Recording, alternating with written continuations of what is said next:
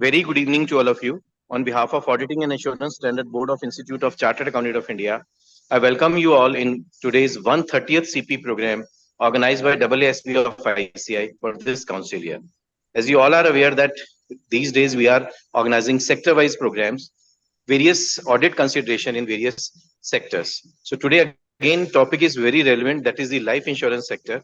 And in order to tackle this important sector, we are having with us very eminent, very learned, and very respected uh, faculty from Chartered Accountant Fraternity, C. Hasmukh Dedia ji. So on behalf of AASB of I welcome you, sir, on this AASB platform. We are also having very eminent speaker, respected ma'am Padma Shri Kresto ji. I also welcome you, ma'am, on this AASB platform on the key consideration in the audit of life insurance sector. We are having two moderators today, Madam Sapna ji and Madam Payal ji. So I also welcome both the moderators for today's webinar. Honorable Chairman sir and Vice Chairman sir both are stuck up in another meeting. So I'm taking this liberty to start this webinar. And without taking much more time, I request Payal madam to please start the proceedings of the webinar. Over to you, Payal madam, please. Thank you so much, sir, for the handover.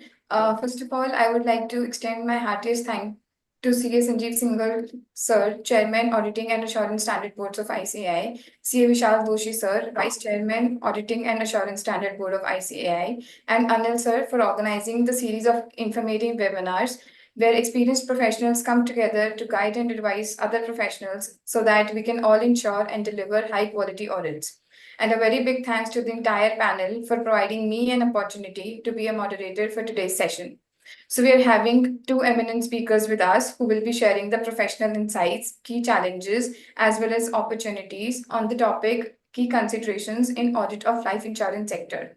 It is one of the hot topics nowadays and quite have a great importance in today's era.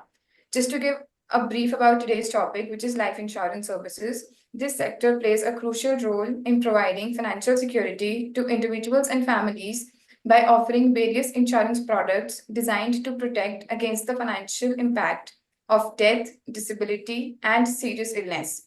This sector encompasses a broad range of offerings, including term life insurance, whole life insurance, and variable life insurance, each tailored to meet different financial needs and goals.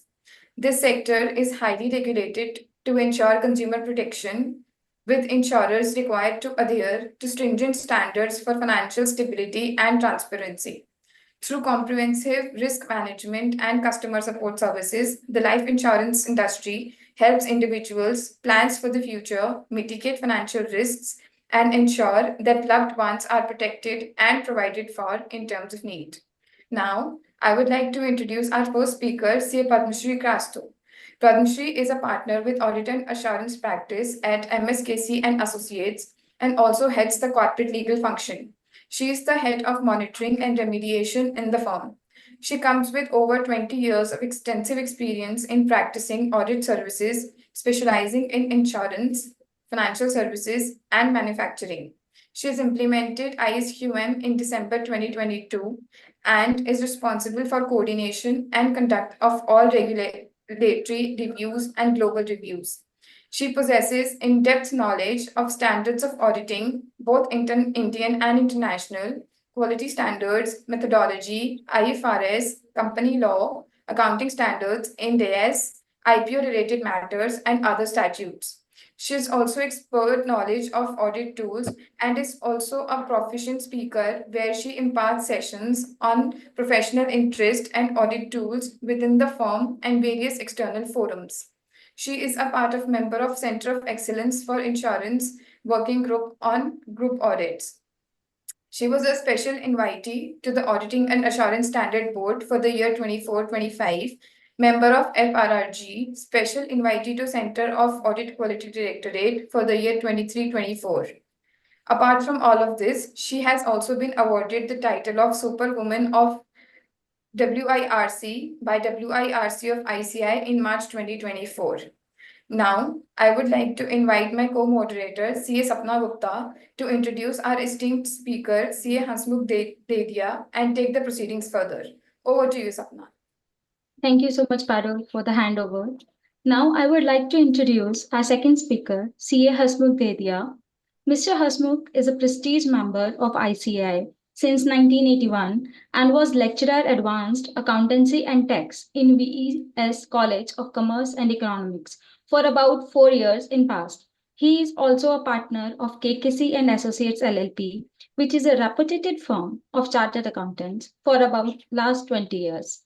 He has over 40 years of professional expertise in handling audits, consultancy, and business reconstruction assignments for several clients in public as well as private sector. He also possesses rich experience in the fields of internal auditing, corporate governance matters, and corporate risk profiting. He also has vast experience in auditing several listed and large PSU organizations. He possesses specialized skill sets in audit and financial due diligence of insurance, mutual funds, and specialized financial services organizations like asset reconstruction companies and PE funds, special purpose funds, venture capital, as also manufacturing entities in cement, chemicals, infrastructure, and pharma sector. He has domain expertise in the fields of company law matters, SEBI regulations, and other corporate regulatory laws. He is also a member of several technical study groups set up by ICAI to assist its council to examine changes required in accounting standards consequent to Companies Act 2013 to recommend to RBI formulating uniform accounting for ARCs, etc and to prepare the technical guide on concurrent audit of investments in case of life insurers, etc. He was the president of CVO, Chartered and Cost Accountants Association in 2006-2007, and he was served by WIRC of ICAI as co-opted member on its several subcommittees. I would like to request Padam Shri ma'am to start with her session. Thank you, Anilji. Thanks, Payal. Thanks, Sapna, for the introduction. So, thanks to ASB for providing this, opportunity. So, I'm just sharing my screen. Please let me know if you can see the screen.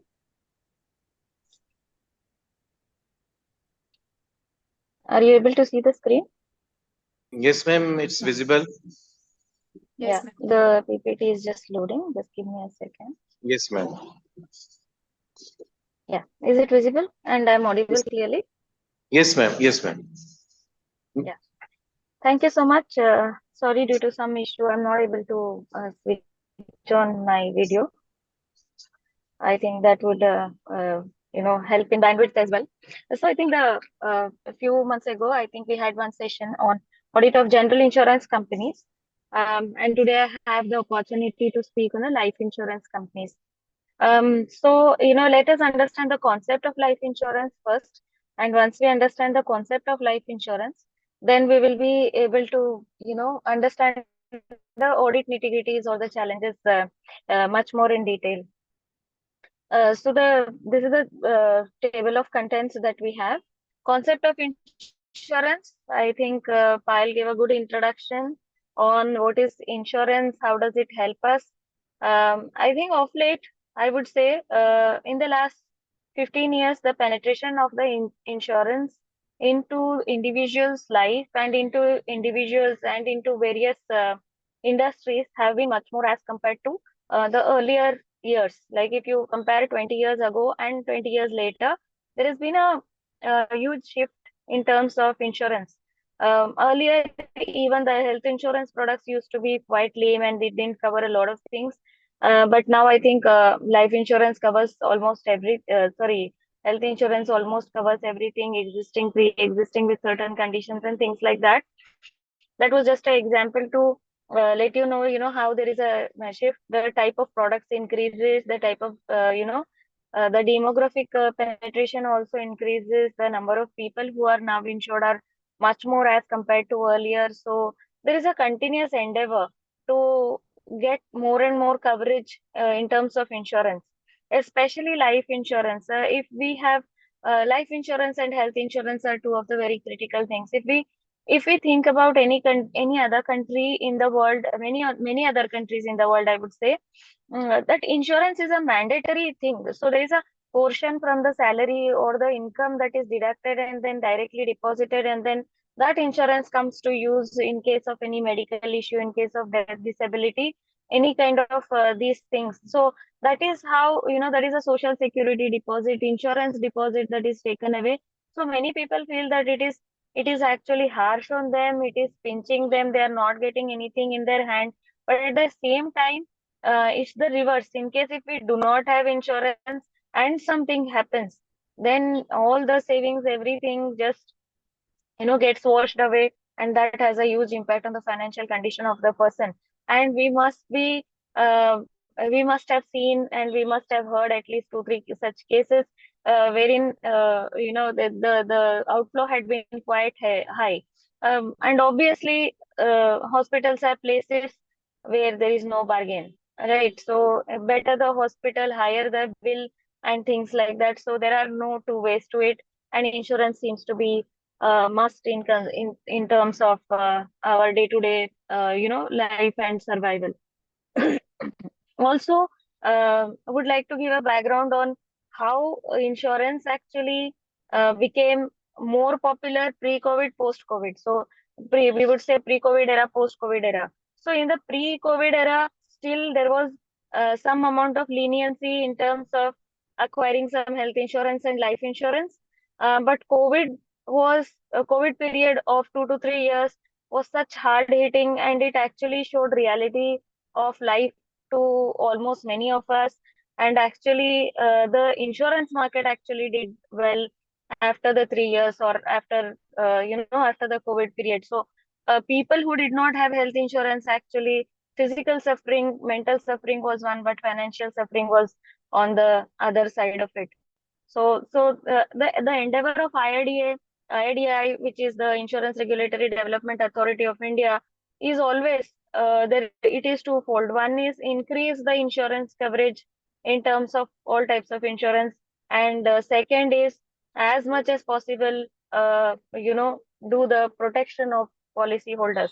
So there is only one funda that exists above all in terms of Insurance Act, insurance regulations. There are a number of regulations, guidelines, circulars. There is one funda which stands aloof, that stands above all, I would say, is that protection of policyholders. So anything that actually is in the favor of protection of policyholders, you will always see that is given higher priority and that gets passed easily, right? So in terms of the life insurance, we had discussed this. I think we have the largest life insurance company, which is LIC of India. There are in total 58 insurance companies operating in India, out of which 24 are in the life insurance business, 34 are in non-life insurance business, which actually comprise of 25 general insurance companies, 7 standalone, health insurance companies, and then 2 specialized insurers. And in the recent years, that is in the past 7 to 8 years, there have been license granted for reinsurance companies also in India. So that was a very drastic move, and that acts as a B2B business. And because reinsurance is also in India, they have to meet a certain criteria, which we'll discuss later. But granting licenses to reinsurance actually is also a very good move from the insurance practice. Yeah, the regulatory framework. India is the 10th largest life insurance market globally, if I have to put it that way. And then it is the 4th largest general insurance market as such in Asia. And it is 14th largest globally, actually. The economic survey of 22-23 has noted that life insurance penetration has gone up to 4.2% in 2021. In terms of earlier one, it was 2.7. So there is a very significant growth in terms of that. The market share of premium, the orange color, what you are seeing is obviously LIC. Then the next biggest one you would say is that, 14.4 is all other insurance companies put together. Then the, other bigger ones are HDFC Standard Life, SBI Life, and ICICI Prudential Life. So these are the largest insurers, and LIC is still the market major as such in terms of life insurance. Also in the year 2023, the insurance premium penetration accounted for 4% of GDP, with insurance making up 3% and life insurance, which is 3%, and non-life insurance comprising of 1%. So non-life insurance also we discussed various products and various things, but today we are focusing more on life insurance. Over the past 9 years, insurance sector has attracted substantial foreign direct investments, which is actually amounting to 54,000 CR, which is 6.5 billion USD as such, and because of the relaxation of the FDI norms as well. So this is a overall overview on how the insurance sector in India is looking at, right? Uh, Concept of insurance, there are some key trends. Sharing of public-private sector in life insurance, so LIC is the largest and it is the government sector, but there is some leniency that is happened, that there is some disinvestment that has happened there also in terms of LIC. And then the private sector. So LIC occupies as of now 58.9% of the market, and then private sector occupies around 41.1% of the market. Private sector per se, if you can say, till September 2023, the second chart actually talks about standalone health insurance, specialized insurance, and public sector and private sector. So public sector is around 53.6%, private sector 32%, and then standalone health insurance around 10%, and specialized insurers around 4.3%. So this is the market distribution again.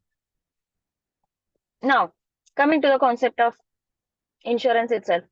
So, the very interesting thing is there are people within the insurance industry who keep rotating within the insurance industry, right? They are the experts in the industry, and the life insurance people are roaming within life insurance companies, and then general insurance are doing so. So generally, this is what I have seen, is that, when you go to an insurance company for an audit, or if you step into an insurance company for the first time, so something that they always ask you is that, have you done an insurance earlier? The moment you say no, then there are some typical terminologies that you are missing out. That is the impression. So no one is going to obviously take you out of the office. That's not the point. What I was trying to say is that, the moment you say no, then they will ask you to spend some time reading the guidelines, understanding the terminology, because there are very typical terminologies that are there, and those terminologies we have to actually um, get acquainted to in terms of the insurance industry, because if you have to do that, then we have to understand it. Okay, the concept of insurance revolves around three things, right? The insured, the insurance company, the insured, and the intermediaries. So everything happens between these three. Obviously, the regulatory body is at the top of it. And in other words, the claim, the investment, and all that actually is on the other side of the book. Insurance company exists. So if you have to form an insurance company, there are some restrictions. You have to have 100 crore of capital. You have to have solvency margin of 1.5. You have to be able to stand through. You should be backed by a strong financial support. Your promoters have to be strong, and all that thing. So once you get the insurance license, so getting an insurance license itself is a task. Once the company gets an insurance license, then that is the insurance company. So that is the main insurance entity or the company, like ICICI Prudential or HDFC Standard Life or SBI Life Insurance. So these are the insurance companies, right? And then you have the insured. Insured is whom, in case of life insurance, it's the individual or the human being. We are talking about life insurance here. We are not talking about general insurance. So it doesn't pertain to a product in terms of it doesn't pertain to a non-living thing like a household insurance or something like that. Health insurance also gets classified into general insurance. So even though it is belonging to an individual, it is generally health insurance is under general insurance. Now there is a separate category under which health insurance is categorized. But here life insurance, we are talking about more about individual life. So the insured opts to buy a policy. He goes to the intermediary generally. So intermediary can be an individual broker, a bank assurance, a corporate broker. So there are different types of, the broker dealer arrangement that is available. So generally for life insurance, you will get approached by an individual life insurance agent. So the insurance agent approaches, and then you approach an insurance agent, or you approach an aggregator. Aggregator is something like a policy bazaar and things like that.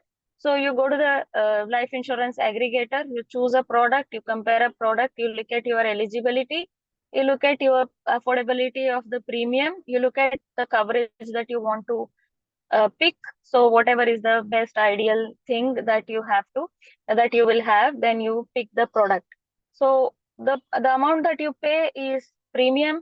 So in premium, there is obviously two parts. One is risk premium, and one is the premium for the effects of time. So how does the uh, premium gets decided? That's where the actuary comes into picture. So every insurance company has to have appointed actuary. The actuary helps in various aspects of the company. One is pricing of the product. So actuarial science is a very complicated one, and it's a specialized one. There is a huge grid of so many metrics of so many conditions as to how they decide the premium. For example, a few conditions, for example, are whether the person is living in a metro city, whether he is doing some hazardous job, whether he smokes, whether he drinks, whether he is traveling by so and so mode, whether he is doing such and such work, whether he is mentally stressed, what is his age, does he have a history of any illness, sickness, does he have a family background wherein there are some sicknesses, illnesses that are there, genetic conditions and things like that. So and so on and so forth. What is his income? What is his age? So there is a lot of condition, around 140 conditions, 75 conditions, so on and so forth. And based on that matrix and based on the probability, the price also gets decided. The claim also gets decided. The claim probability is also gets decided through that we will discuss. So that is how the price gets decided. So what your agent does is that you say that, okay, I am ready to pay a premium of, say, for example, 2,500 per month. Okay. So he will come up with a product based on your need. Different types of product we will look into. Come up with a product of your need. He will give you multiple choices, maybe multiple insurance companies. If you go to a aggregator, then there are, different aggregators that you can choose from, and then you select a policy, and then you get your insurance policy.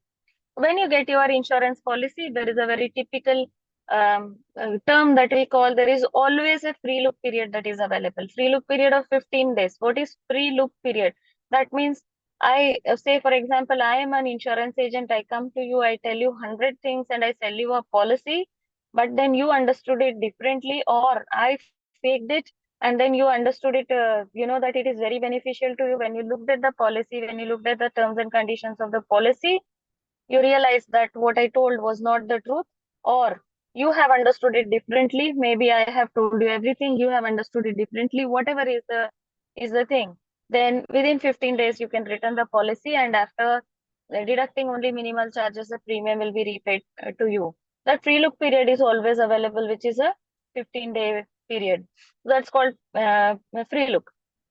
You have the premium, then you have the free look, then obviously the intermediary is working to sell the business. So he is going to get a thing called commission. If someone returns the policy within the free look period, then his commission also gets deducted. Then there is a concept of grace period we are all aware of. Grace period is generally 30 days and in some cases lesser than 30 days depending on the policy terms and conditions. So there is a grace period within which you can pay your premium. Generally, life insurance obviously is long-term contract. It's not a short-term contract, unless like general insurance. For example, you take a insurance for your car, you renew it every year, you renew it once in 3 years. That's possible. But in case of life insurance, it's generally a long-term contract, 10-year, 20-year, lifetime, 50-year, 100-year policies that are sold. It can be one-time premium or it can be multiple premium. So it can be quarterly premium, monthly premium, or it can be a one-time premium. That is a single premium policy is also available. So these are the options of premium payment that is available. So based on the terms and conditions of the policy, just would like to take a pause here and then would like to introspect yourself that each one of you who is attending this session may be having one life insurance policy in your family for yourself or someone else. Have you ever read the terms and conditions? So please go back and read the terms and conditions. Most of the things happen when the claim arises. And the claim arises in case the company repudiates the claim. That is where the dispute starts. Then they say, oh, you told me this and you sold me this, but now you're saying this is not allowable, this is not available, this is too stupid. I don't want to actually lose my money, so give my money back, and then the dispute starts. For that, we need to actually understand the policy and read the terms and conditions. Yes, even if it is in fine print, we are required to read that and we are required to understand that because we are signing that document. It may be explained by the agent very well, but then we have never read it. That is one of the mistakes. When we are buying any life insurance product or any insurance product for that matter, don't go by how much premium you are paying. Always look at two aspects. One is how much coverage you are getting, how long the coverage is. That is one aspect. And second, what is the claim settlement ratio of the company? It's always advisable to buy insurance where the claim settlement is better, you know, rather than paying a very low premium and buying an insurance policy wherein the claim settlement itself is very low. Because then at that time, that is the time when people are at distress, they are emotionally, mentally hurt, and then they have to go through the financial difficulty also. So there has to be a combination of, the premium that you pay, the term that you get, and as well as the claim settlement ratio. That is something that has to be seen. So we have understood the premium, we have understood the claim, we have understood the business claim is when anything happens as per the policy, then the claim is deposited with the company, and then the company processes as per the policy terms and conditions. So the policy document is a very important document that has to be preserved. It can be preserved in the DigiLockers also these days. It can be a digital document. So all the policies can be together put into your DigiLocker also. That is also possible. That facility is available by most of the insurance companies these days. They give you this facility. So we talked about claim, we talked about business, we talked about the commission, right? So these are the basic concepts of insurance industry. Yeah. So the governing authority, IRDA, it was established in 1999. There are some key laws and regulations here. The Insurance Act, the IRDA Act, IRDA. Then there are lots of regulations. I have put on only few of them, like payment of commission, insurance brokers regulation, expense of management, then investment regulation, insurance advertisement regulation, appointment of actuary regulation, preparation of financial statements, which is very, very important, and then the reinsurance regulations and insurance surveys, loss assessors, and outsourcing of activities. And what we are going to do is that, yeah, this is the criteria for registration. I had discussed this briefly. So company has to be a public limited company registered under Companies Act. Board of directors of the applicant, the projection of the business for 5 years have to be given by the board of directors. There has to be a track record of conduct and performance of Indian promoters as well as foreign promoters. Minimum capital, as I mentioned, is 100 CR. Solvency margin 1.5. Foreign holding is raised investment up to 49% is raised now as a foreign holding, right? So there are some this preparation of financial statement regulation is one of the most important because we being auditors and we're talking about aspects of audit of life insurance. So this is a important regulation. We have to be thoroughly reading this, understanding this, because it is not a Schedule 3 document and it has various other types of schedules. So one schedule may not match with the other schedule, obviously, because there are different types of classification. Because, for example, 8A, 8B, they are investment schedules, but both of them you have to look at very carefully because one is shareholders and one is policy holders. Okay, so let us get into some more nitty-gritties of it. There will always be two types of account in terms of insurance companies. We'll come to the specifics of that also. So this financial preparation regulation has a few parts. One it contains about accounting principles. Then it talks about disclosures. Then it talks about general instructions. Then there's a management report that we always give along with the financial statements. It's mandatory to be signed by the auditors. Then preparation of financial statements itself, what all is the financial statements and what all it should contain. Some highlights of the regulation: every insurer is supposed to prepare a balance sheet, a profit and loss account, and a separate account of receipts and payment, and a revenue account. Now, this is what I said, that there is a very typical combination of terminology that we keep using. So one is revenue account, which is also called as policyholders account, which is also called as technical account, and one is profit and loss account, which is non-technical account, shareholders account. So different names it is called by. So why there are two? So as we mentioned initially, the overarching principle of protection of policy holder is utmost important. So all the premium, that is business account basically, all the premiums that get collected from various shareholders come to the revenue account. Business expenditure like uh, commission, the other related expenses and all come and sit in the revenue account.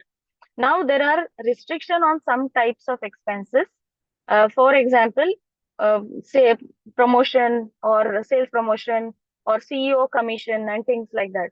So these are all together put into, these type of things are put into a bracket, and those are called as expense of management. So there are certain types of expenses which are actually clubbed into and called expenses of management. So this expense of management, there is always a limit. So there is a rule 17D, 17E. 17E is applicable to general insurance, D to them. So there is this rule that is applicable to these life insurance companies. And then what happens is that these expenses of management, when they are put together, there is a limit based on the number of years the company is into existence. There is a allowable limit. So beyond that, it has to spill over and get charged into shareholders account. Shareholders account is nothing but a profit and loss account. So in the profit and loss account, what comes is the investment income of the shareholders. So there is investment from the shareholder, there is investment of the policy holder. That is, policy holder collects the premium minus some expenses, management expenses, then they have to invest, so that they have to give it back to the policy holder. So there will be an investment income from the shareholders, and then there will be some other miscellaneous income, and then the expenses allocated to it, plus the spillover of the expense of the management. Also, any profit, any loss that is there in the revenue account has to be actually made good by the shareholders. So that loss actually automatically gets transferred into shareholders account, and that is how the policyholder and the shareholders account will work. So certain expenses, corporate expenses and things like that, directly go and sit in the shareholders account, and it doesn't come to the policyholders account. Then you have receipts and payments account, that is your cash flow. So this is a very typical thing again. You have an option of preparing cash flow under direct method, indirect method for any of the company. And then there it is mentioned that if you are preparing under a direct method, then you have to say that you are preparing under direct method. But because largely all other companies prepare the cash flow on the basis of indirect method.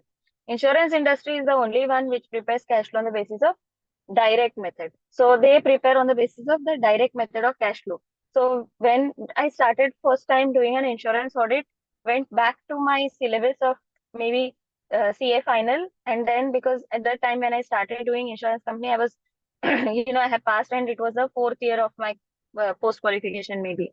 So that time actually I had to revise and get back onto the direct method of cash flow, because that is very different as compared to the normal thing that we are used to. Indirect method, we start from the profit, add all non-cash items. Here it is reverse, you start from the cash itself, and then you come to the cash at the end of the year, right? So that's another specific thing in terms of preparation of cash flow as well. And then the balance sheet. So balance sheet, as usual, you will prepare in totality, but then there will be schedules, which will again, some of the schedules will have these two parts. As I give example, 8A8B, which gives 8 and 8A, which gives shareholders account separately, investment separately, policyholders investment separately. Now I have repeated shareholders, policyholders twice, thrice. Let me just put a minute to get some insight into it. So when shareholder, for example, let us think that the company has begun in the last year. There is a 100 CR share capital, right? So 100 CR share capital, obviously no one is going to sit on it. They're going to invest it. So there is an investment regulation which we look into. There are models and there are actually uh, limits which is mentioned as to how to invest, where to invest, and how much to invest. So that itself in that grid they will have to invest. Again, what will the use be? Obviously, it will be plowed back into the business as of then. Then next, what is the point is that policyholders investment. So all policyholders pay the premium, right? So you pay 10,000, someone else pays 1 lakh, 2 lakh. Now everyone is not going to come with a claim in the same year. So the claims will come in different years actually. So what happens is that the all premiums are taken and then certain charges and things like that, which are as per the policy terms, are deducted and all these amounts get invested. So that's the policyholders investment. One is shareholders investment, another one is policyholders investment. And from time to time, when the business actually is growing, generally insurance business takes 7 to 8 years to actually gestate or mature. And if it has to start making actual surplus or the profit. So generally it takes 5 to 7 years in case of a life insurance company.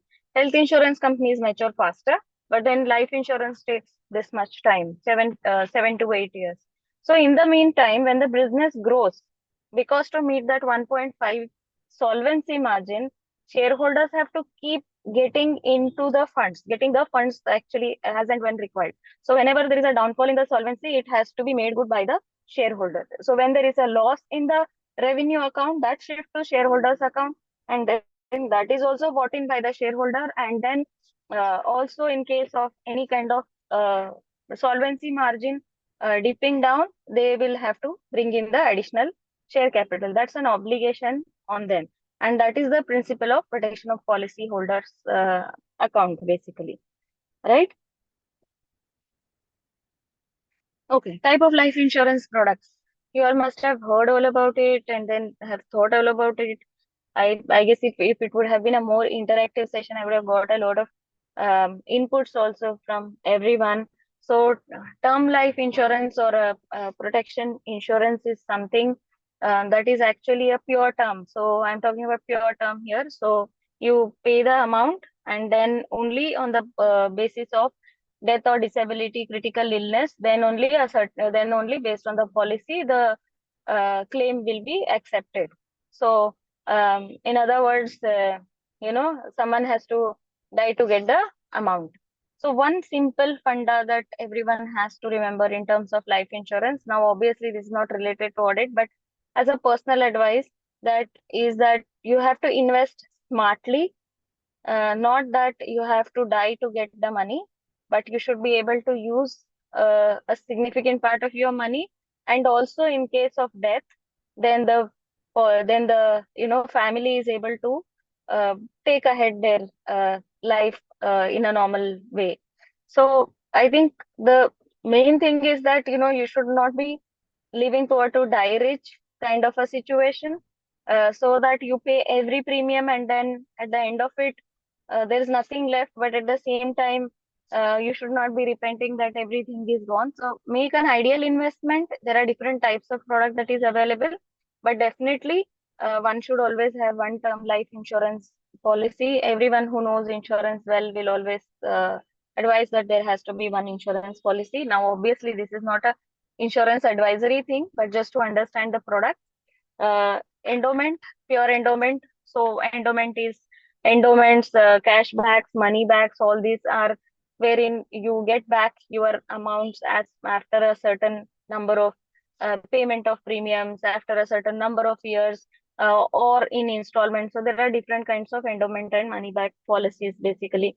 Whole life insurance product. So there are extended term insurance products these days. It is available up to your 99 years of age, 75 years of age, and things like that.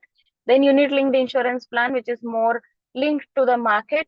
So it's like they are simply like mutual fund. Inside a ULIP, you will have different types of funds like a debt fund, you have a equity fund, you have a balanced fund, and so on and so forth. So we can choose the correct ULIP product. You can choose the correct fund in which you have to be investing. So for example, you're investing 1 lakh rupees into a ULIP, and then you can you can select a combination of funds like 30% into this, 20% into this, 40% into this, something of that you can do. You can make a combination of it, and then you can buy a ULIP policy. And ULIP is something that you can surrender after the lock-in period, and then you can actually use it also as and when you want. Pension retirement funds, yes, there are lots of pensions and retirement funds. For those who do not have pension policies, the pension availability in their companies, this comes quite handy. And this is on the rise. Also, the national pension scheme is available. But other than that, these pension and retirement plans are quite popular these days, because many private company employees and all invest in these kind of policies. Annuities, yes, you put in into a certain number of years, then you receive based on annuities. Your fixed amount is there, and then you are getting monthly income, you're getting quarterly income, whatever is your choice. Group insurance, many of us have this. The companies take insurance on behalf of the entire group. Now, that is one thing. Second is you are covered. For example, you're buying a home loan from ABC Bank, and then the bank has a group insurance for all types of its personal loan products, its home loan products. So there will be an insurance for that. So they will cover certain part of the loan or the whole of the loan. So that is kind of a group insurance. Group insurance in a way gets cheaper because the claim ratio generally in the group insurance is comparatively lesser. So the group insurance actually gets quite cheaper. And then there are other some miscellaneous products that are available in the market as well. Eligibility to be an auditor, this is quite tricky. Insurance company always can have joint audit. It is never a single audit. So it is always a joint audit, and that's how I think I have been I've been fortunate enough to work along with Hasmukh Bhai as joint auditor in 2 cases. That's how I think insurance company, the number of firms that do insurance companies are quite limited, and each one of them must have interacted with the another one in terms of joint auditor. So everyone is in a way, they know each other. The industry is smaller, so there are insights that are shared. There are updates that are known to everyone. And what is the eligibility of being a insurance company auditor? You can be a firm, you can be a LLP. At least it should be in a continuous practice of 15 years. It has to have 5 full-time partners. At least 2 of them have to have a continuous association with the firm for a period of 10 years, and 2 other partners have to be there in the firm for a period of at least 5 years, and 1 partner in full-time practice for a minimum period of 5 years. So you have to make the Excel sheet and then put all your eligibilities, because there is a Form A that you have to submit to IRDA along with your appointment, and then there are, if you're a proprietary concern, then there are certain other requirements that are there. Also, in the firm, there has to be at least one person who is CISA DISA qualified. There's one partner who is CISA DISA qualified.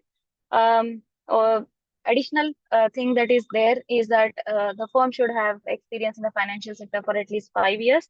Now, these corporate governance guidelines of insurance sector got revised very recently, and these guidelines were out in, I think, May or June.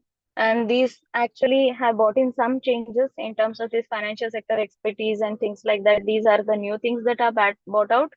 Always there is a limit on the number of insurance companies that one can do. It will always be 3, and out of 3 also there can be 2 of one category, not all the 3 of the same category. What do I mean by that? We can't do 3 life insurance companies or 3 general insurance companies. You can do 2 life insurance, 1 general, or now health also is put into specifically as a category. Earlier, health used to get covered under general, but now health is a separate category. So largely the interpretation is that you can do out of the 3, maybe 2 health and 1 life or whatever combination, but not all the 3 of the same category. The reinsurer, whatever, is the same category. Then rotation of joint auditors, there has to be a minimum 2 joint auditors. After 4 years, he will be reappointed for another term, and the cooling period will be for 3 years. So this is the latest change. Those 4 years plus 3 years is the latest change that has come in the corporate governance guidelines. Also, what happens since it is a joint audit, it's a healthy practice because generally the division of responsibility happens as per um, uh, our standard of auditing, right? So there, what happens is that generally one firm does the business side, another one does the non-business side. What do I mean by business side is that premium, commission is all done by one firm, the operating expenses. Another firm is doing, say, investment claim. So those are called like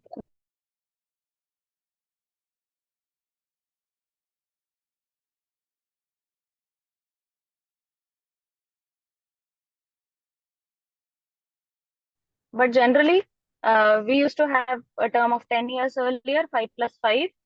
Now, even within that, generally what used to happen is after 2 to 3 years, there used to be a rotation of area.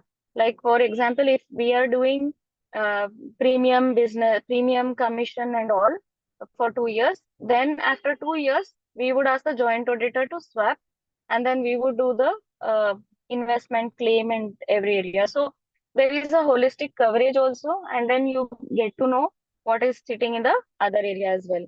So this is a general practice that everyone follows. Yeah. Key areas and its auditing aspects.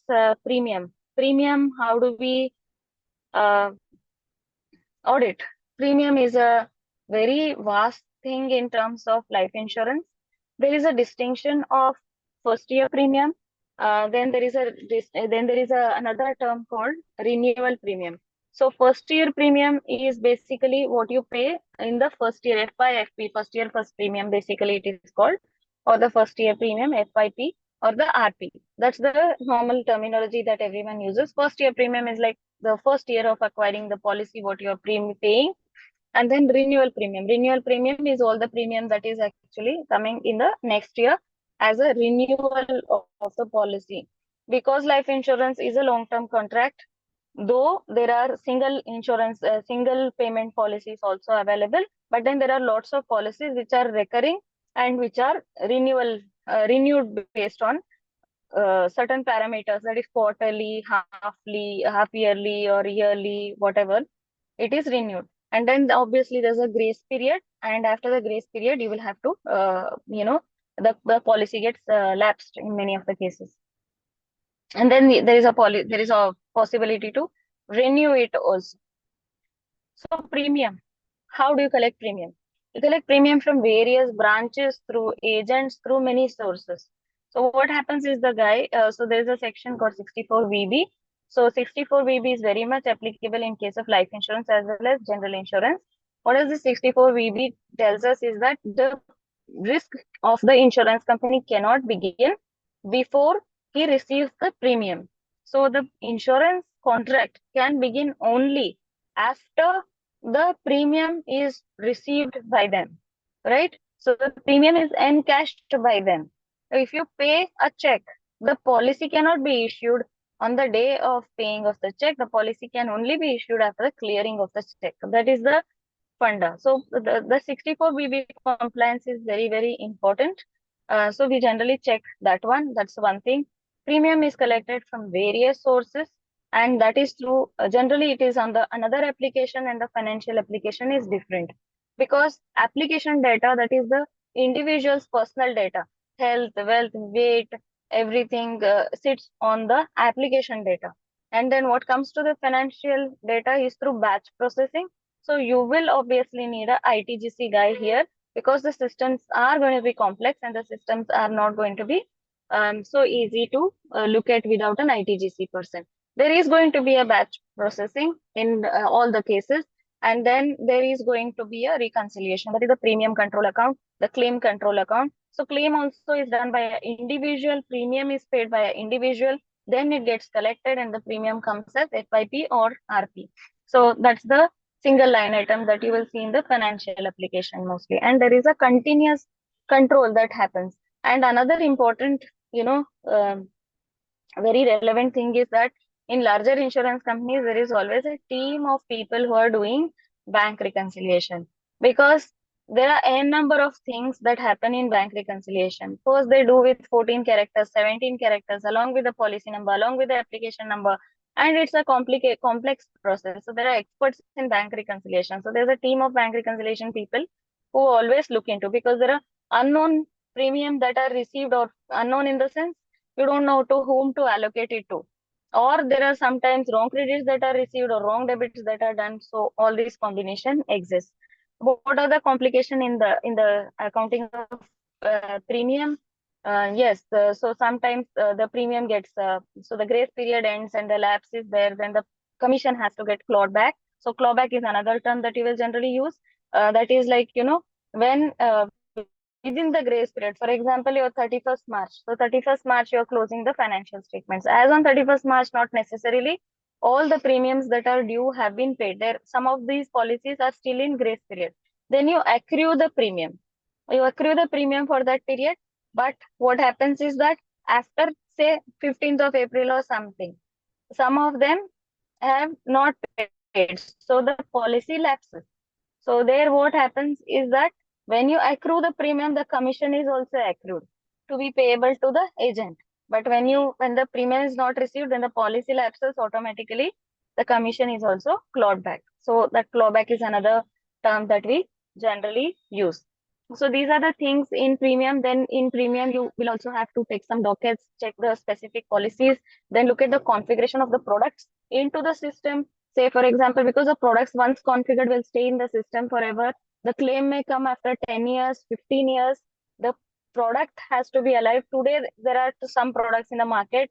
Next year, there may be different products in the market, but the product literature has to go into the system so that the claim may arise after 10 years, 15 years, or even 20 years. So at that time, we should be able to retrieve from the product that what are the features of the product, whether this claim is payable or not payable. For example, if a product does not have critical illness cover, then that has to sit in the system.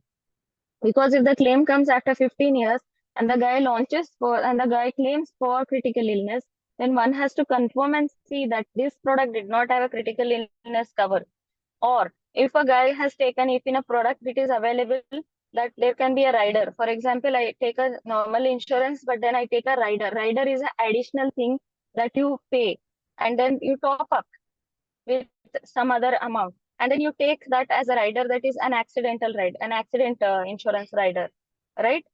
Something like that. So if a rider is available, that also has to go into the product literature, that this person has taken the rider. So if at all the claim comes after 12 years, 15 years, saying that, okay, this was an accident case and this is the policy, then you have to check that, okay, this person also has the rider, you have to pay out the benefits accordingly. So checking and mapping those things are important. And for the key regulations for premium are underwriting. What is underwriting? Underwriting is, there are two types of underwriting that happens. One is like, automatic underwriting. Every company has underwriting, is a process in which the insurance policy is underwritten, that is taken. That means risk is assumed. So the risk is assumed by me. So someone comes to me, pays me a premium of 1 lakh. They have a policy of 10 times the premium. So I have 10 lakhs ka policy, and then I take 1 lakh. And then that 1 lakh, then I write it. That means I am okay to take that risk. So that is underwriting based on conditions. He smokes, he drinks, he doesn't drink, whatever. So 1 lakh is the premium, I have underwritten the policy. So underwriting guidelines is something that is relevant over there. Receipt of premium, how do you receive the premium? There is a regulation for that. Protection of policyholder, which we have been discussing, at most important. Preparation of financial statement. Now, we talked about all these concepts, then we will talk about two more concepts. Advance premium. Sometimes some people pay advance premium. Instead of one installment, they pay 3 installments, and they say, okay, you deduct whenever you want. So advance premium is lying, that is a liability for the company. Then there is unallocated premium. Unallocated premium is, it is yet to be allocated. It includes the premium deposit, which is return, for which risk has not yet commenced. That means it is yet to commence the risk. For example, someone gives the premium. So someone says that, okay, I want to buy a policy. there is a check of 1 lakh rupees given. But then based on the conditions, health conditions, something, they say that, okay, please get a medical test also done. So that is an unallocated premium. Risk has not yet begun. That means I have not yet issued the policy. So it's still, the money is with me, but it is still not, the risk has not begun. Whereas the advance premium is, I know I have issued the policy and I have received the premium in advance. And then the premium deficiency reserve. Now, PDR is something that is calculated by actuary generally. Premium deficiency reserve is something that in case if this amount of claim will come up over a period of time, what is the premium that I am deficient of? So that is the calculation by the actuary at the period end. So we talk about UPR, PDR. So these are the things that will be calculated by the actuary.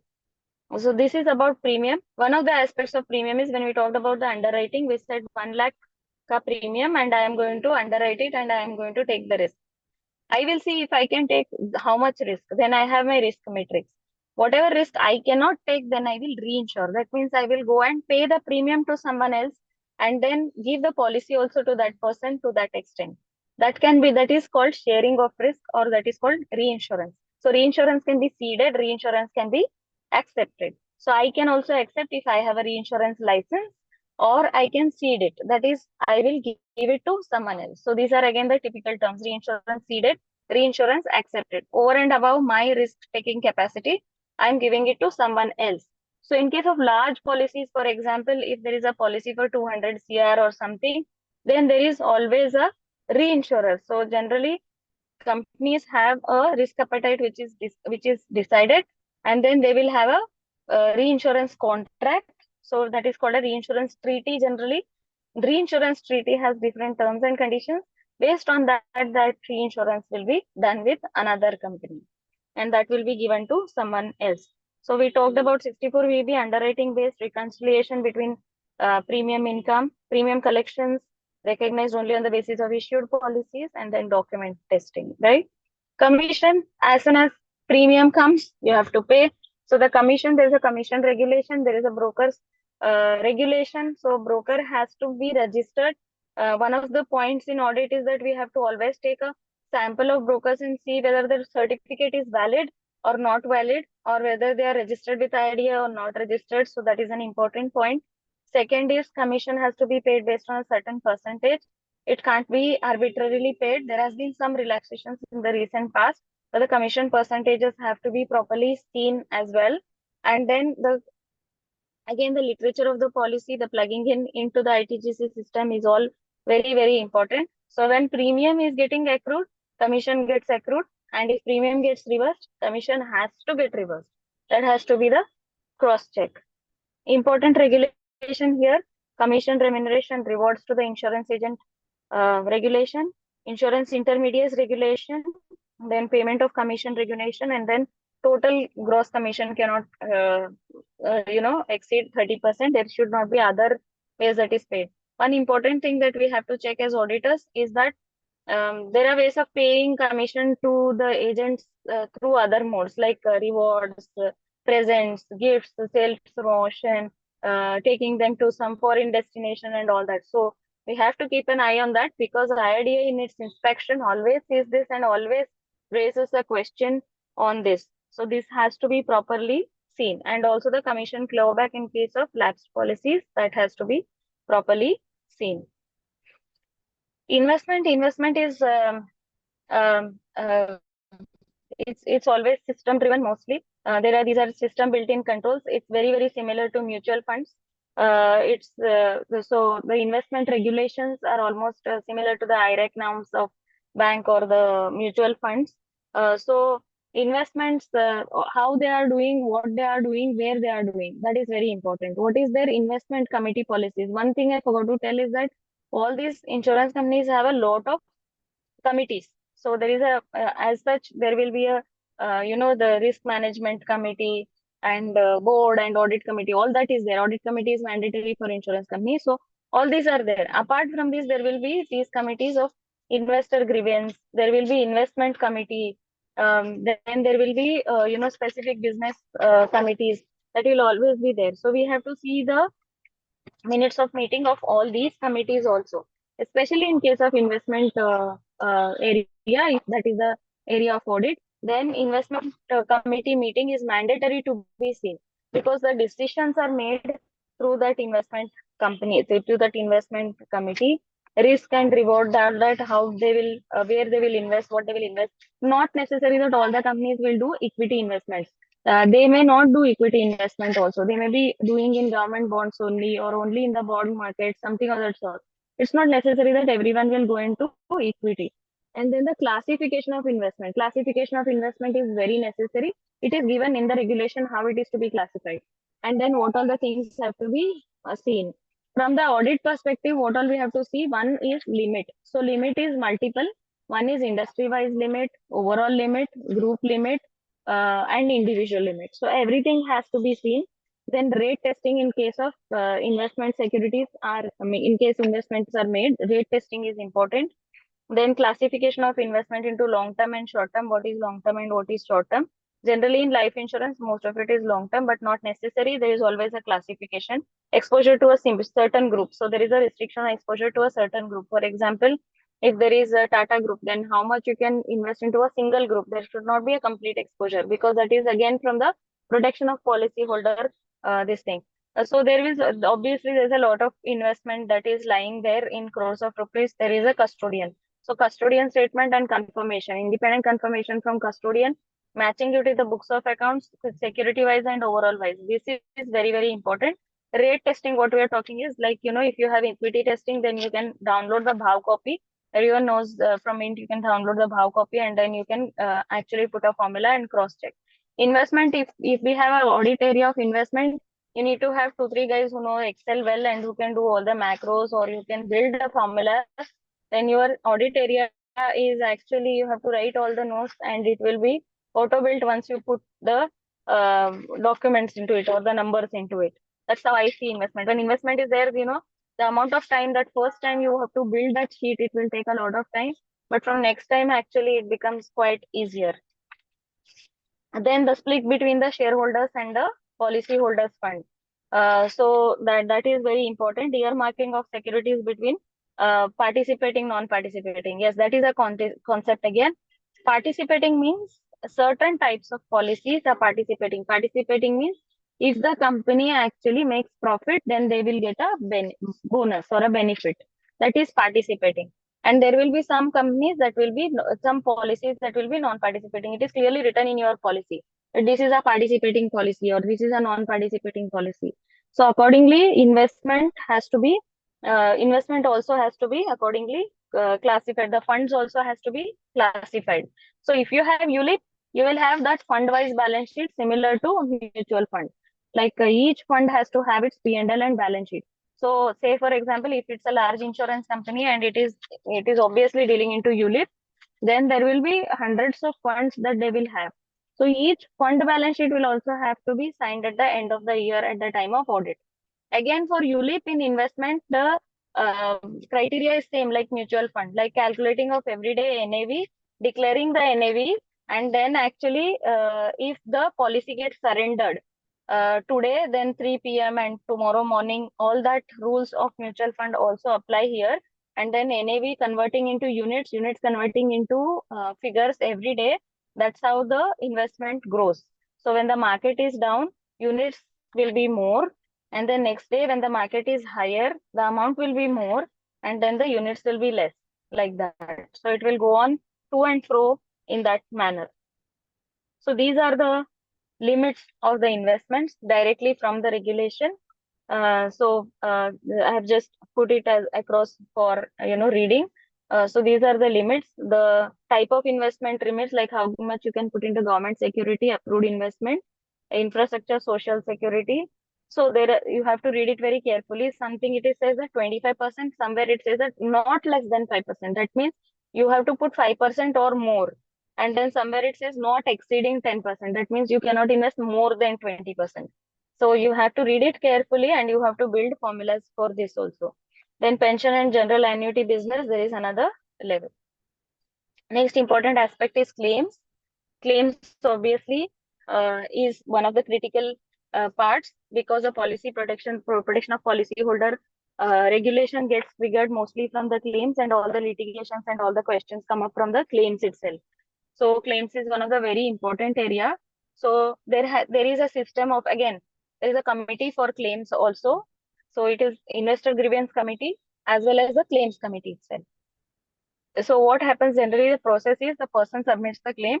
Then based on the type of the policy, the claim is either admitted, paid, or it is repudiated. Repudiated means rejected. So if it is rejected, then the reason has to be given.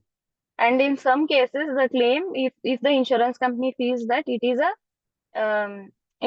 a fake claim or something, they may start an investigation also. So investigation of a claim happens on the basis of amount or on the basis of type of claim at times. Not all claims go into investigation, but few claims do go into investigation. Also, there are instances. So if you do the area of claims, there are interesting stories, interesting things that actually come up in investigation. So sometimes the claims are fake. Sometimes the same person has lodged a claim with 7 insurance companies. Sometimes the person is alive and he's still making a claim. All that kind of smaller hiccups, frauds do happen in terms of claims. So that is why the claim committee is always alert, and then they are looking at all the claims properly. So when a claim comes, so claim can be anything, right? So benefits paid, basically it is called as benefits paid during the year. Claims can be on the basis of maturity, that is, policy is matured, I have to give back the amount. So before that, the company has to start searching for the investor, that is the policy holder, and it has to, generally it does through NEFT or through check, right? That's one thing, maturity. Then second is surrender. Surrender, in life insurance, you have a chart of surrender. So if you surrender in 5th year, what will be the outcome? If you surrender in 6th year, 7th year, then accordingly charges are calculated and surrender is paid. Then there is a claim on death disability. For example, there is a death or there is a disability. That means an accident, and then there is a loss of limb or something that is actually defined in the policy. So then there is a death or disability. There can be a claim for that as well, right? Or there can be a claim for critical illness. So some of the policies do cover critical illness, something like a very critical thing that gets covered. So these are the types of claims that come to the company. Now, in case of surrender, in case of ULIP, the NAV is important, that has to be checked. In case of all other things, the day when the claim gets received is very important, because the TAT starts from that day. So again, in the claim, there can be multiple things. One is claim received, processed, paid. Within the TAT, good. Then second is claim received, but then there is document deficiency. The company is following up with the other person, but the other person is not giving any document. So they are continuously following up, but it is not received. So there is a provision made for that. For example, every claim that comes, company generally makes a claim for that policy, that we have to pay approximately this much. Now, then the next thing is that claim has come, but it has been rejected. Still, a certain amount of provision is there in the company if at all it has gone into litigation. Third situation is claim has been repudiated and it has gone into litigation. They have complained to IRDA, they have complained to Consumer Court, they have complained to all the courts, everything. So there are cases that are going on. So the number of cases in terms of claims. So there are many cases that arise over a period of time. So generally, these insurance companies have a pool of lawyers. In each of the city, they will have some lawyers, and there will be multiple cases that will be going on in terms of the claims. So what happens is that they calculate an average of the claims, and then they provide for that also. All these calculations are very important to be verified in terms of claim. And also verification of dockets. Dockets is policy documents of the claims is also important for a sample of these claims. So these are the very typical aspects of the claim, and these have to be looked into. Yeah, another claim can be annuity, which is like payout on a annual basis, right? So all these things have to be calculated.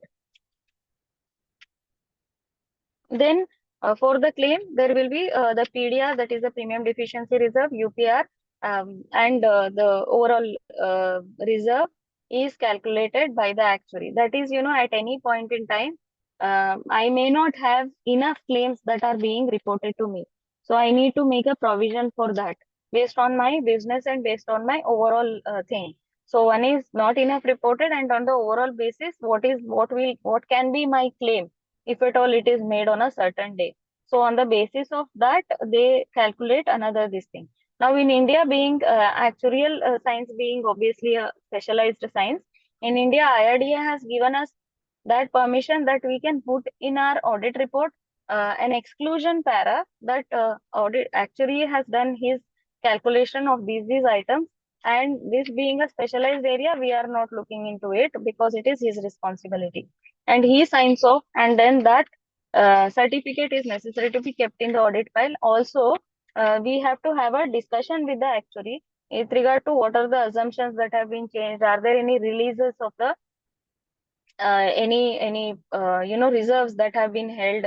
Are there increases? Are there reasons for which the claims have the actuarial reserve has increased? These are the things that we have to keep in mind.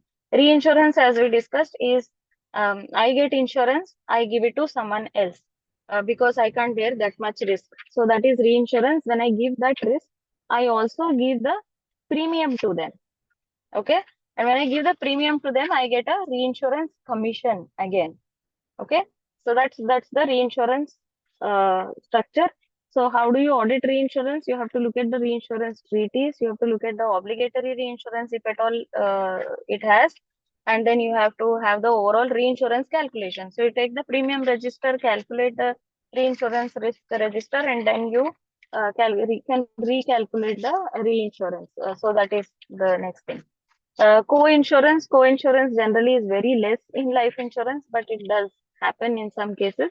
So two insurers come together and then they insure a certain person.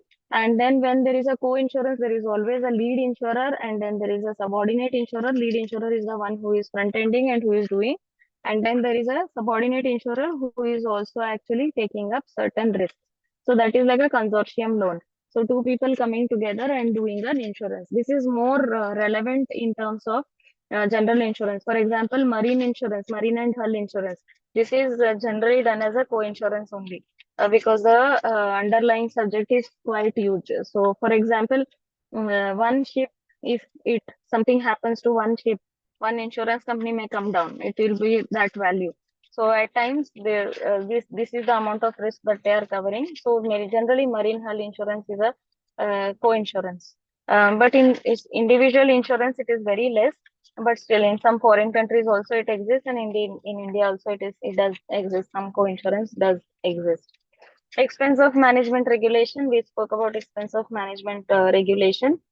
So it is certain expenses put together. They cannot cross beyond a certain limit based on the number of years of insurance expertise that they have. So the expenses of the insurance company are in a way regulated. Expenses in excess of 5 lakhs or 1% of net premium, whichever is less, has to be shown separately, and overspill has to be transferred to shareholders account. And when IRDA does regular inspections, once in 3 years, it does inspection, on-site inspection of various things. It also does thematic inspections, that is only reinsurance 1 year, only actuarial 1 year, and so on and so forth. So they do these kind of inspections. And in these inspections, they do financial statement inspection also. So when they do these kind of insurance inspections, they cover these aspects very closely. So UIM is one of the most favorite area of IRDA inspections, if I were to say. And then almost every inspection. So this is again a little bit liberalized now. Earlier there were tight, stringent regulations. This is also again a little bit liberalized. Solvency margin. Solvency margin is very important in terms of protection of policyholder regulation. Solvency margin at all times, insurer has to maintain 1.5 times of solvency, that is 150% if you can say, or 1.5 times as the case may be. So the solvency margin regulations itself has a guideline as to how the solvency has to be calculated. So there is a regulation to calculate like what all to add, what all to less, provision for doubtful debts cannot be taken, there can be certain things that cannot be done, and so on and so forth. So it is a very stringent regulation again, and you calculate the solvency on the basis of that. Again, the actuary does the calculation, the finance team also does the calculation, and then they look at 1.5 times of the requirement. If they are not meeting that 1.5 times, then they the shareholders have to pump in the additional funds. That is how it is. Then financial statements, we spoke about the revenue account, we spoke about the P&L account, and we spoke about the balance sheet. These are the things that are there. Now, what is there to help us in audit? There is a technical guide on audit of insurance companies. There's a specific one on life insurance. There's a specific one on general insurance. So this should be our Bible, which we should read, which we should go through, and we should keep handy for all our audits. Then obviously there are literature available in the public domain as to what are the ways in which certain accounting can be done. This is a quite a bit of complexity in terms of accounting. The latest one being the IFRS 17. IFRS 17, as of now, it was guided by IFRS 4. So now the latest one is IFRS 17. IFRS 17 in India is still deferred. It was supposed to be 26, but it is still deferred. The date is not yet decided. It is a huge thing. It is like India is 109 plus certain more restrictive ways of accounting or different ways of accounting that may impact the entire industry. So the evaluation is being done. There are study materials that are being prepared. Accounting Standard Board is also working very closely on the IFRS 17 guidance, with quite a complicated standard, and it will have to create a system of its own, in the sense that the entire system of the insurance company itself has to be undergoing a change, because the selection of the method, application of the method, the implementation, all that does take a lot of does take a lot of time actually, and they will have a huge impact on the industry. Yeah, we talked about the technical account, non-technical account. Technical account consists premium written, premium earned, losses incurred, losses paid, benefits paid, all these things that are directly related to business. Technical account also will have underwriting income, loss and loss adjustment expense reserves, reinsurance recoverable, net investment account of policyholder, then any policyholder dividends as well. Non-technical income will typically, that is non-technical, is our shareholders P&L. So non-technical account is basically the P&L account or the shareholders account. That will have investment income, that will have other income, that will have operating expenses, income taxes, net income, shareholders equity, and things like that. One of the things I'd like to point out here is that Income Tax Act per se, Section 35 to Section 44 is not applicable to insurance company. There's a separate schedule, Schedule 1, under which insurance company is the taxation of insurance company gets covered. So under that, for life insurance, it's actuarial surplus which gets actually taxed for a company, and then for general insurance there is a different set of rules, like UPR being set of 50% this year and next year. So there are some modifications to those rules as well. So it is generally the tax audit of insurance company is very easy. Almost everything in the 3CD is not applicable, not applicable, not applicable, because it is a different way of taxation altogether. But then tax provisions will have to be looked into if the company is profit making. Yeah, and till 5-7 years, generally companies are into losses. Then consideration has to go into whether DTA is to be recognized, not to be recognized. So you will have to be very careful on it. Again, service tax, GST input credit is a contentious item over there. So there are certain industry issues that also exist in terms of audit. These will have to be taken care of as well when we are doing the audit at large. Actuarial liabilities, we talked about IBNR, IBNER, PDR, premium deficiency reserve, incurred but not enough, reported, incurred but reported. So the overall claims, how it looks into, and what are the things that are there, UPR also as well. Yeah, key audit procedure. Yeah, we talked about audit procedure for each of these typical areas. Over and above, actually, you have to have a proper planning, because this requires a lot of time and effort, and the systems are complex. So ITGC involvement, expert involvement is mandatory on these kind of things. And then risk assessment based on joint audit principles, that has to be looked into. Internal control evaluation, yes, of course. IFC is applicable to all these companies. So IFC reporting, internal control evaluation is mandatory. You will have to look into that. One good news is Caro is not applicable. So you don't have to report specifically in Caro, but then you will have to verify obviously because you are auditing a Companies Act. Now, applicability of accounting standard to the extent that it is not inconsistent with IRDA regulation. Schedule 3 applicable to the extent not inconsistent with IRDA preparation of financial statements regulations. So these things have to be kept in mind. So whenever we are doing a bank or an insurance, first thing is like look at a primary act and then go external. So Companies Act is yes, of course, primary, but then before that we have to look at all the IRDA requirements. Before that we cannot close that. Substantive testing, yes, it's more control-based testing, I would say.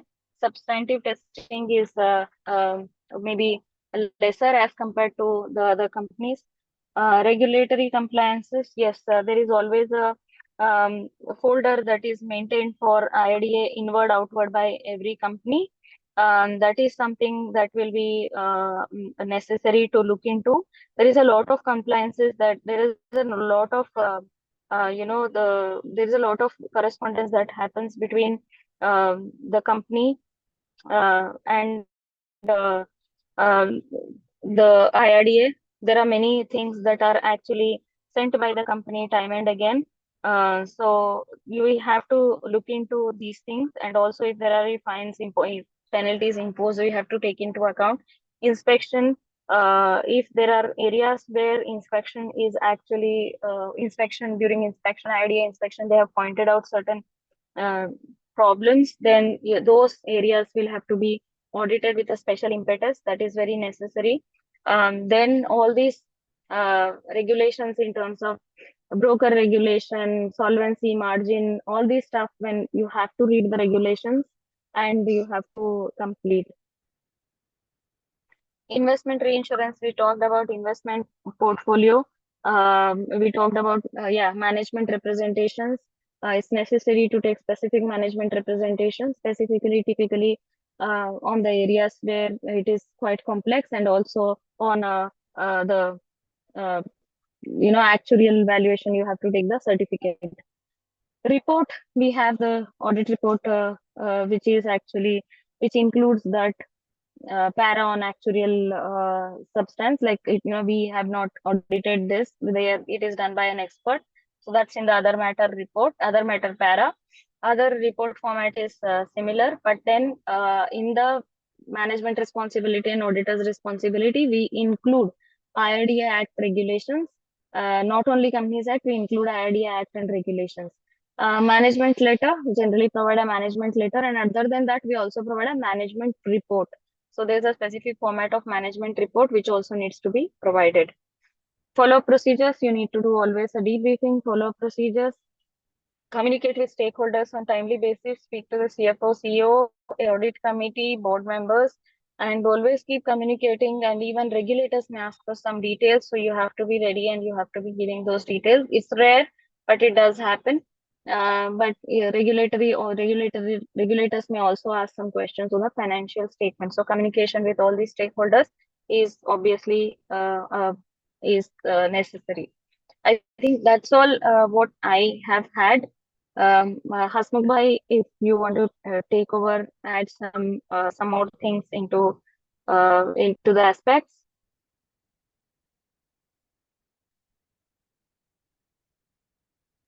Hello. Hello. Yeah. Yeah, Hasmukh sir, Am I audible? yes, sir. Yeah. Ma'am, Yeah, ma'am, Hasmukh am bhai, I you want to audible? take over? Yeah.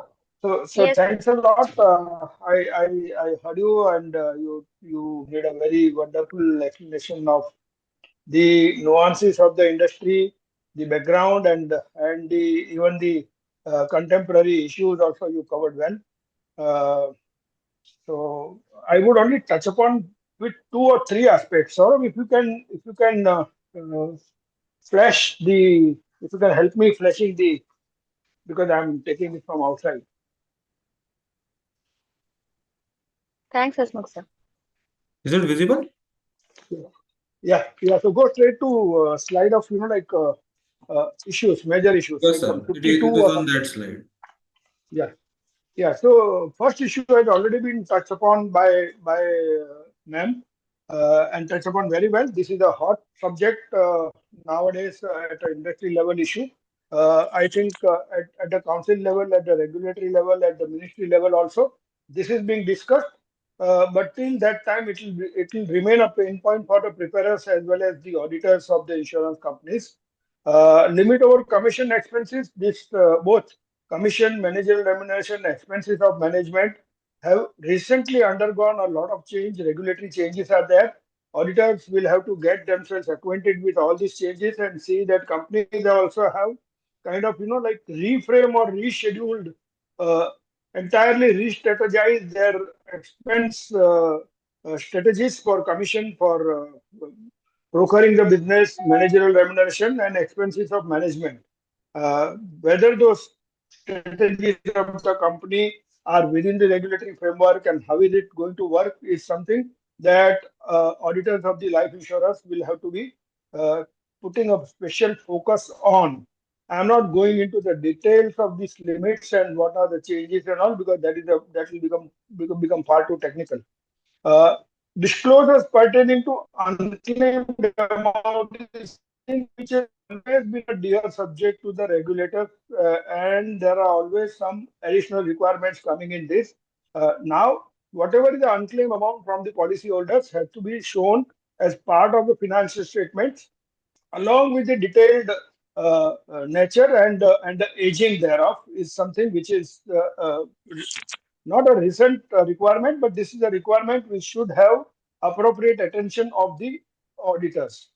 GST has kind of is haunting the insurance industry in several manners. If the listeners to this webinar are also following the parliament discussion, uh, recently an objection was raised by one of the government minister only on the government taxing by way of GST on a health insurance, and with that also it has been subject matter of a discussion.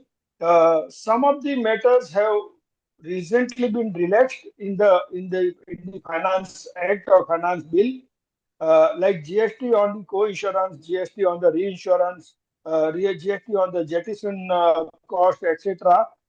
Some relaxations have been given, so those issues will now slowly bury. But there are many other still issues coming up, and the insurance industry at large is exposed to this kind of show cause notices, demands, and litigations. Can we go to next slide, sir? Uh, the IRDA has recently, somewhere in March 24, has redrafted its accounting regulations, its regulations pertaining to actuarial workings, regulations pertaining to investments also. We will not deal with whatever is changed in the actuarial this thing, because that is not subject of the audit, because audit, as it has already been discussed by Madam, that we put a disclaimer on the actuarials working, etc. Okay, that also is going to be matter of past as and when Ind AS 117 comes into play, which I see maybe in 2 3 years it may be there. At that time, perhaps this scenario will change. But what are the changes tabulated in the slide that you are seeing are by and large the disclosures pertaining to. The disclosures were already there. Now they have been made more detailed, more subgrouping, subtype. For example, funds for future appropriation was only one heading. Now you have FFA, fund for future appropriation, for linked policies, for discontinued policies, and for other matters. So this way, this slide is actually giving what are the changes and what are the this thing. Earlier in the same presentation, we have given the format of the balance sheet and the P&L. In that, whatever have the recent changes have been separately marked in a red color to readily know what is the new changes. And these changes are something which are coming into effect from 1/4/24. So from the current year itself, whatever changes can be implemented will have to be implemented. And then March 25 balance sheet will be entirely as per the new accounting regulations. Uh, That's all from my side because the subject was very extensively covered in the earlier session. We are now open to questions. Padma Shri ma'am, if you are okay. Yes, sir. So, on this note, thank you so very much to both our speakers for the guidance.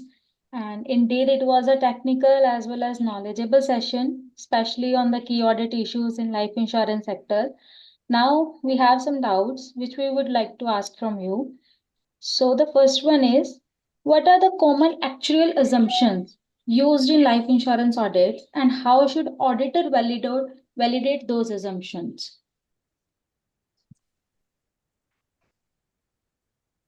Yeah. Ma'am, you So generally, yeah, sir, I'll just brief and then you can add if you have something. sure. Yeah. So generally, the assumptions are very complicated, and the assumptions that are provided in the report are only brief, which are actually the mortality, morbidity rate, and the overall investment rates, the government rates, and stuff like that. So auditor, as of now, before IFRS 17 regime, obviously, auditor is not required to validate all the assumptions that are used by the actuary because it is a specialized science per se, and we give a para in our audit report also stating that this is in the other matter paragraph that this is a expertise subject and we are not experts in it, and then it is done by the actuary of the company, appointed actuary of the company. So you may understand the overall perspective, look at those rates, and then discuss with them what have been the changes and in the assumptions and what have been the larger changes. So I think it's more of experience that you keep discussing. You will understand more and more, but there is no onus on us to actually validate each and every assumption of the actuary. Yeah, true. And so our next question would be that revenue in itself is a vast area in life insurance. So what are the common issues while we were facing as an auditor in revenue recognition?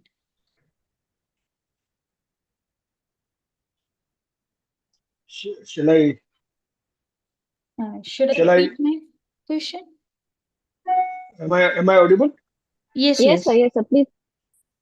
Yeah. So very rightly you said revenue is a large this thing. So the major revenue of the insurance company is premium income, and second is the income or gains arising on the investments. Income or gains arising on the investment is something that we'll keep aside for the time being because that's not very complicated. Of course, the regulatory aspects have to be taken care of. When you come to premium, like the nature, timing, and extent of recognition of that premium itself is a very complicated issue. Every insurance company has, like in its material significant accounting policy, etc., mentions at which point of time for which product the premium is booked. So, under Section 64B of the Insurance Act 1938, which is still valid even today after IRDA regulations also, that without receiving the full money of the premium, the risk will not take. There are some exceptions to it, but I'll not go into that. The risk will not take, and till such time risk is not beginning, the revenue of premium cannot be booked ideally, and accordingly insurance companies have evolved the revenue recognition policy having regard to the nature of the policy, the nature of the payouts, the nature of the benefits arising from the policy, nature of the riders attached to the policy. So, for example, whereas for the term insurance, when the underwriting is complete and the insurance is agreeing to accept the insurance and premium is paid, at that stage income is to be booked. Whereas uh, say altogether a different example in case of a unit linked policy where you have like unit getting allocated to the policy. In those cases the premium is booked as and when the corresponding units are created in the books. Those units are nothing but the unit capital in the nature of liability. When that liability is booked, the income can be booked, not before that. So therefore you rightly mentioned the revenue recognition is very, very important. Attached, connected to the revenue is also the expenses in the nature of procuring of such revenue. So getting such businesses which are nothing but the commission and reward and recognition. There are rules about the nature, timing, and extent, what you can amortize, what you cannot amortize, etc. And every insurance company would have a policy. And now, as I mentioned earlier, expenses of management regulation would also have some role to play in that. All these aspects are to be seen together, not to forget the provisions of the accounting standards, revenue recognition, which are equally applicable to the insurance companies. Padmasri ma'am, if you want to add something. Yeah, just to add one last aspect that with IFRS 17 coming into play, which is like in India, it will be Ind AS 117 maybe. And if that comes into play right now, the premium is getting recognized upfront, or in the sense that on yearly basis, renewal premium, everything getting upfront recognized. There will be a time value of money factor that will be built in, and it will be then distributed over the period of the period of the risk or the policy. So that is where it is going to bring a oceanic change in terms of even Yes, the revenue recognition itself. yes, So a true. huge change. I agree. A huge change will come with 117. Yeah, So true. So, last question from my side would be that what are the some tell us some best practices for assessing the effectiveness of internal controls in a life insurance company? ma'am, your question itself deserves a one full session of 2 3 hours, and still it may not be completed. Anyways, we'll Agree. like to summarize. Anyways, we'll like to summarize. So when you are talking about internal controls, there are several areas. To begin with, the underwriting process. All the proposals which are coming for insurance are going through underwriting. There are two types of underwriting broadly, something called ORA or automatic underwriting, and something called a proper underwriting, under which the underwriters assess the risk of taking such policy and whether taking accepting that proposal would be beneficial for the company as also beneficial for the policyholder. So, for example, early death claim, already disease existing, existing disease insurance is nothing but I mean all faith based run business.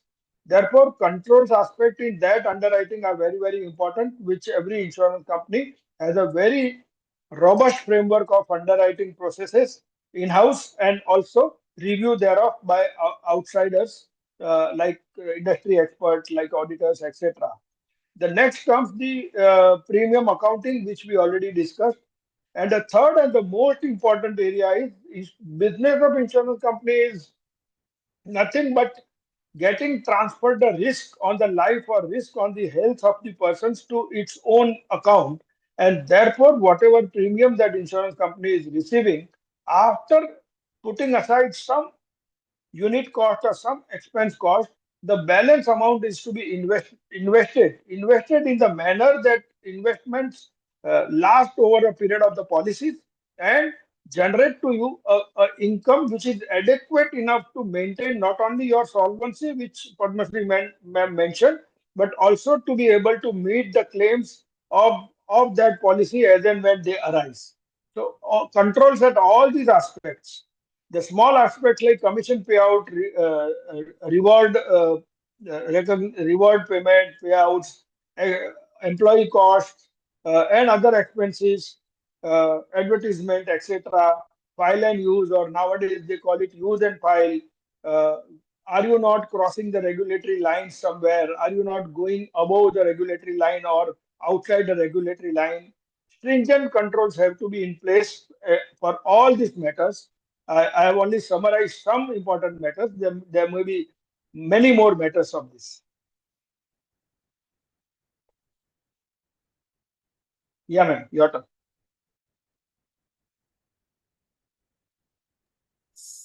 Swapna, you unmute. Can you unmute? Um, So, so very much, sir. Thank you so very much. and I believe my co-moderator also having some doubts, which she would love to ask from you guys. So over to you, Parul. Sure. Thank you, Sapna. So my first question would be, how can auditors stay ahead of trends and changes that might impact the audit process? So, any upcoming trends or changes that you foresee in the near future? The big change or big challenges is India's 117 itself. It is a very complicated piece of accounting standard. When put into practice, uh, a lot of work of accountants and auditors would now be done by the actuaries, or the accountant and auditor will have to learn a bit of ABC of, or little more than ABC of actuarial sciences. So that itself will be a very, we have to kind of be ready for that change. Regulator is ready for the change. Companies are readying themselves for this change. Companies are filing with the regulator the pro forma accounts with 117. Regulator is assessing the impact on the numbers that companies are reporting. So this is a very big challenge, which is at our doorstep. Padmasri ma'am, if you want to add something on that. I think she is not there. Okay. Uh, So yeah, that's one thing which I believe is a big challenge, in addition to the regulatory oversight. sounds interesting. Next is, what emerging risks should auditors be aware of in the life insurance sector?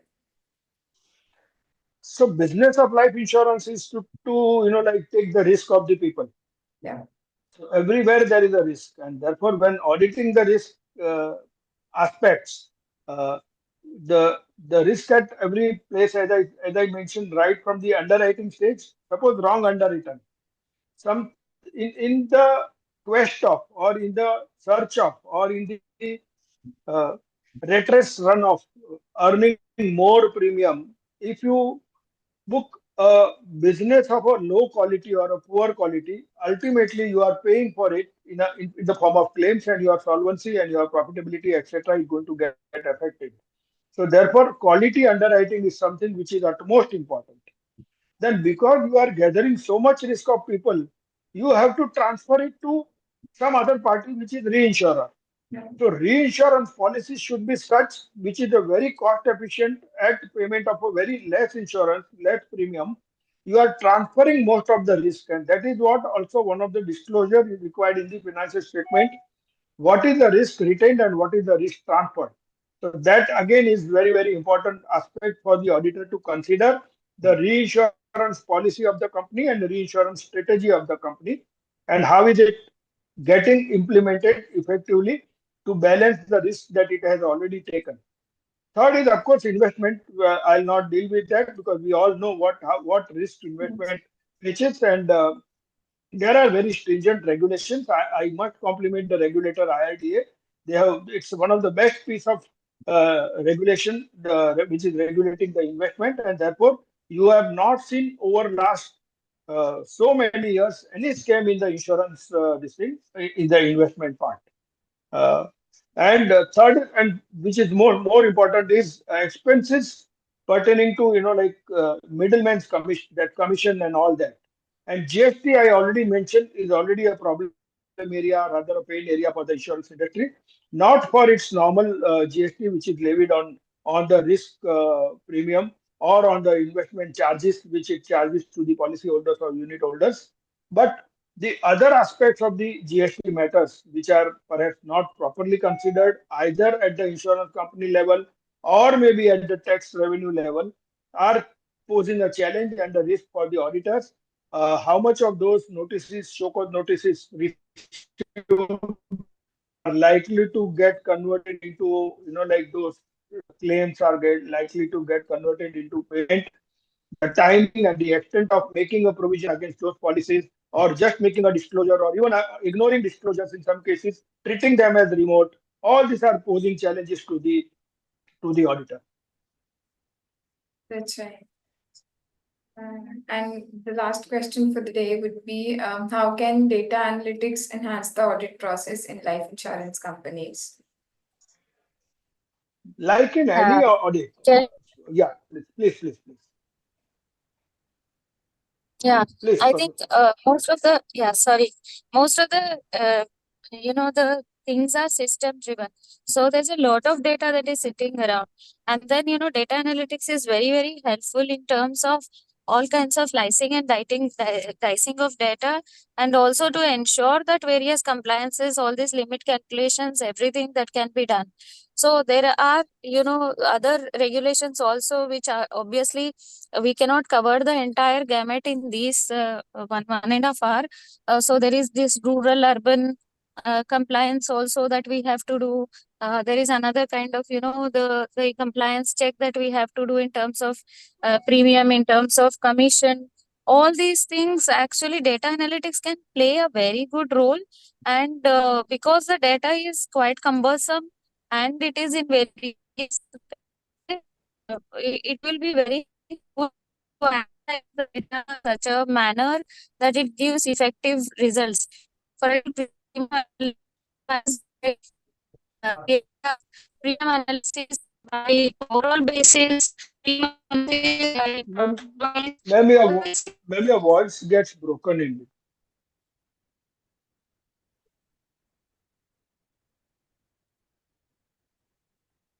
Ma'am, you there?